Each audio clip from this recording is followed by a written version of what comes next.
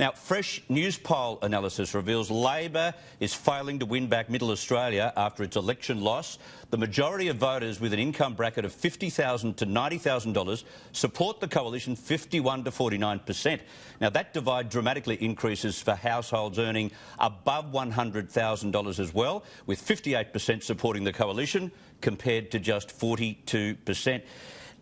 These are the stats that Labor need to get photocopies of and spread them to every MP and tell them, if we don't change that, we're going to keep running second. But sadly, Chris, this has been a long-held knowledge amongst the political class. I mean, really, financially speaking, where somebody goes from the point of being a net government income recipient to a net government income payer is also the point at which people change from being Labor to Liberal voters. Often.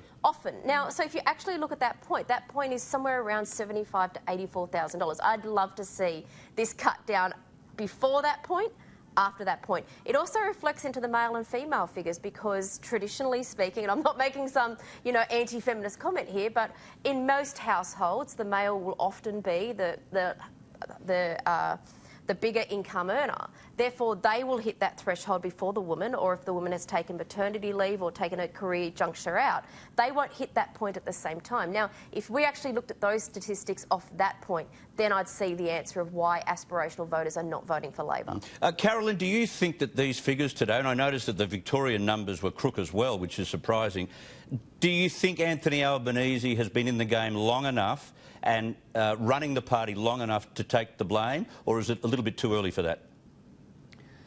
Oh, that's a tough one. Look, I'm probably going to give him a little bit more time. The only thing that I think that he has had the benefit of is enough time to be able to step away from the policies of the previous government, which were a lot more progressive than what Middle Australia is really interested in. Yeah. He is naturally progressive, and Labor is going to keep running into a problem where they're trying to reach out for the middle ground, but they still want to hold hands with the Greens. And the problem with the Greens is because they're absolutists and they have to have their way or the highway, it's going to be almost impossible to be able to balance those two sections of the community. So he knows what the landscape looks like. Whether he's got the political courage to do anything about it's another. But you're right, he's got to cut that connection that was formed, I think, with Bob Brown and Julia Gillard with the Greens and with that inner city elite mentality where the aspirations of that group doesn't meet the aspirations of who Labor should be looking after. And that's Anthony Albanese's problem. Now,